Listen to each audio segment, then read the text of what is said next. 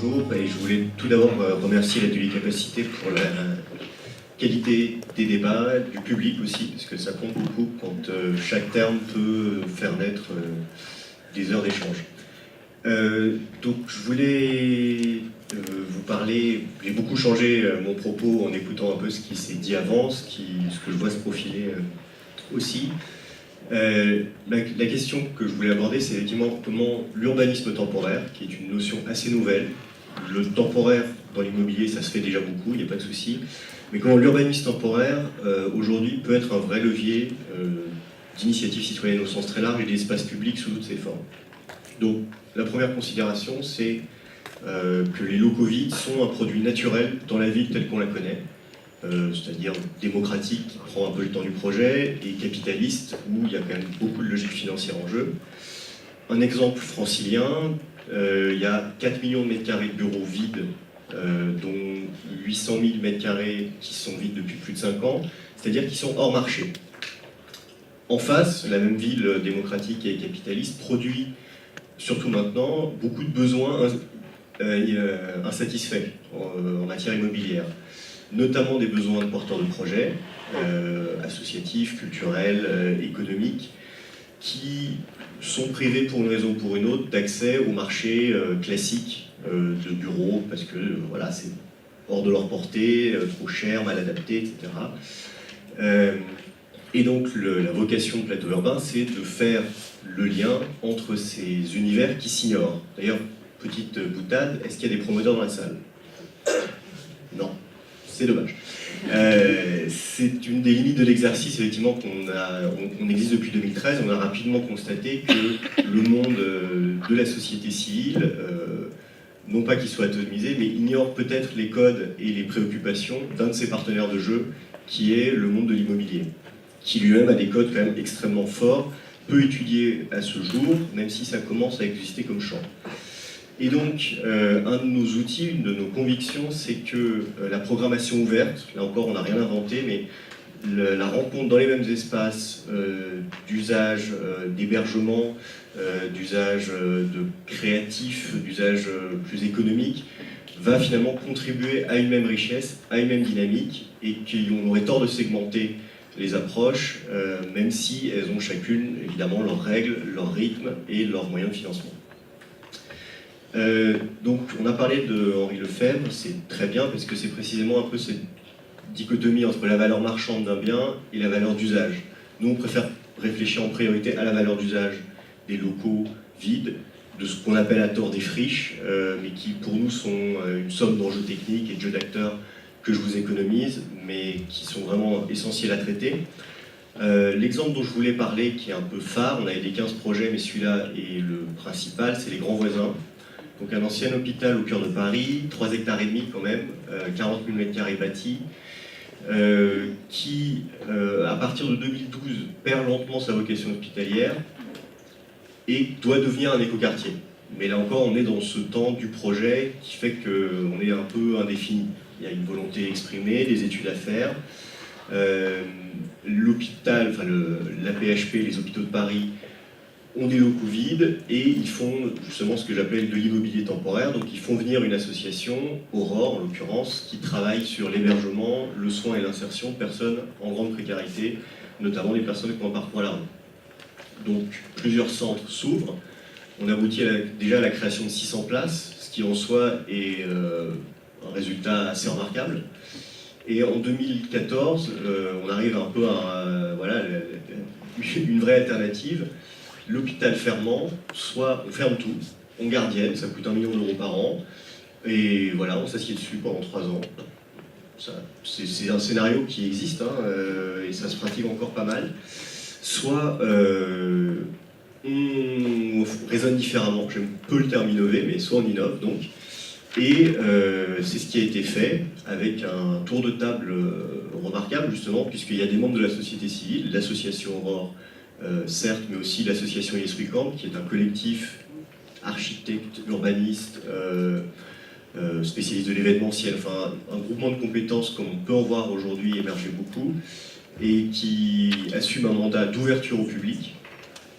et nous-mêmes, avec cette spécialité pas très glamour a priori, de lecture technique et immobilière d'une situation, mais avec derrière la capacité, ou moins l'intention, de mobiliser des réseaux extrêmement divers pour devenir des partenaires du projet. Parce que c'est évidemment un problème d'abord financier, qui a un peu obsédé tout le monde, parce que occuper des locaux, ça a un vrai coût. Mais c'était aussi et surtout l'idée justement de faire ce projet, c'est-à-dire passer de l'accumulation de fonctions à une dynamique collective. Ce que l'écran voisin résume très bien, cette idée de baisser des barrières et d'aboutir finalement à une cohabitation qui soit plus qu'un simple voisinage, mais rentrer vraiment dans un bénéfice mutuel. Ce qui est marquant dans ce projet, c'est son ampleur. Donc 600 places d'hébergement, 300 personnes à la rue, 300, enfin anciennement à la rue et en phase de réinsertion, 300 personnes qui sont des travailleurs étrangers, et aujourd'hui 2000 actifs dans 200 structures. Donc au total, en comptant les habitants passants, les gens qui fréquentent le site, on est sur 3500 usagers quotidiens, ce qui est énorme. Donc il y a une grande richesse de programmation, je ne vais pas vous l'infliger là encore, mais il y a eu des axes de travail sur les espaces communs. Alors, on est dans le domaine privé, mais c'est ouvert au public, c'est librement appropriable, mais selon des règles qu'on a fixées puis fait évoluer ensemble. Et c'est justement sur ce processus finalement itératif que je voulais revenir, parce que pour avoir 3 structures pilotes, dont une d'ailleurs qui a été en mesure de porter l'investissement et de courir le risque juridique et technique de cette aventure, on a aussi derrière 2000 acteurs du projet, au moins on espère qu'ils le soient, donc évidemment il y a beaucoup de gens qui sont là pour une chose et une seule, mais aussi énormément de gens qui ont compris que c'était l'opportunité, pour l'instant unique, de s'impliquer dans une dynamique collective. Alors cette dynamique collective, elle se traduit dans des projets qui sont initiés, discutés dans ce qu'on appelle le Conseil des voisins, et ensuite mis en œuvre soit par une de nos 3 structures pilotes, soit par quelqu'un qui s'y colle. On parle du permis de faire à la faveur du récent décret. Là, c'est effectivement, ça relève exactement cette confiance mutuelle qui est tout à fait nécessaire dans le temporaire, mais à mon avis aussi dans la démarche de projet sur du pérenne. Dans la mesure où ça ne porte pas un préjudice à la collectivité, on autorise beaucoup de choses, quitte ensuite, constatant la laideur innommable du résultat, à le bazarder ou à le recycler. Il y a aussi une réflexion qui, à mon avis, est transversale et qui touche à cette notion d'espace public. C'est ce que j'appelle moi les espaces partagés ou de frottement. C'est-à-dire que dans le domaine des activités économiques comme dans le domaine du social, ce qui a été recherché et ce qu'on essaie de réinventer en permanence, c'est les outils et les moments. Alors ça peut être des dispositifs techniques, ça peut être des équipements comme un amphithéâtre qu'on a rénové, ça peut être des petites attentions, un café suspendu, donc on paye pour 2 et il y a un inconnu qui le prendra plus tard. Tous ces petits micro-attentions ou gros projets qui visent la même volonté justement de faire voisinage. Et au-delà, de viser à l'autonomisation des participants au projet. Je dis autonomisation parce que en travaillant avec des travailleurs sociaux, ce que je ne suis pas, et il faut aussi savoir s'adapter à la culture des partenaires, notamment ceux-ci, j'ai fini par comprendre que c'était ça, le but ultime du travail social, c'était la mise en autonomie des personnes qui avaient été fortement marquées par leur passage à la rue. Et je trouve que c'est intéressant justement d'avoir, au travers de ce projet, un parallèle avec la situation des gens, de tous les autres usagers qui viennent dans ce lieu, en y recherchant la même chose, en y recherchant une forme d'autonomie, en y trouvant des ressources pour se former, et en étant du coup mieux équipés en sortant qu'ils n'étaient en entrant. Pour clore et anticiper le débat, qu'est-ce qui restera de ça dans l'écoquartier?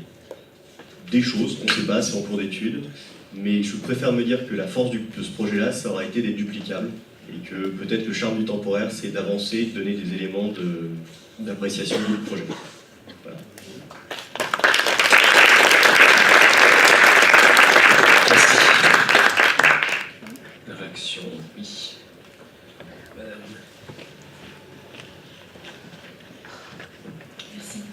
Bonjour, je m'appelle Isabelle Chenevez et j'accompagne aujourd'hui des projets d'innovation sociale dans les territoires avec mon activité qui s'appelle Inclusif.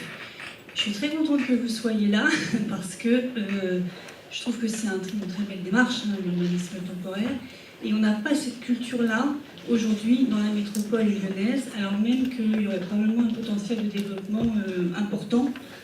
D'une part parce que, pour faire simple et un peu trivial peut-être, d'un côté on a quand même nombre d'acteurs de l'économie sociale et solidaire, des artistes, des associations culturelles, etc., qui sont dans une problématique de recherche d'hébergement à coût abordable, ou des porteurs de projets qui sont en train de lancer des initiatives d'intérêt collectif et qui n'ont pas trouvé encore leur modèle économique et pour lesquels le fait de pouvoir être hébergé pendant un temps avec un loyer ultra modéré, voire sans loyer, serait une vraie opportunité, donc il y a un besoin de ce côté-là. Et en face, on a dans ce territoire nombre de projets, enfin nombre de sites qui sont en transformation urbaine forte, notamment via les projets de renouvellement urbain, ce qui offre un potentiel de sites qui vont être figés pendant quelques années avant d'être transformés et dans lesquels il pourrait se passer des choses. Donc moi je suis effectivement intéressée par le fait de savoir comment, par quel mécanisme on pourrait aller vers la réplicabilité dont vous parliez à l'instant, pour insuffler cette culture-là aux acteurs de ce territoire. Certains commencent à être demandeurs, d'ailleurs, mais il est vrai que ce sont des projets qui sont complexes, sur un plan financier, juridique, il y a une part de prise de risque effectivement importante, donc ça demande à être accompagné. Et de ce point de vue, j'ai une question à vous poser. Est-ce que vous pourriez nous dire quelques mots du ou des modèles économiques sur lesquels repose ce type de projet ?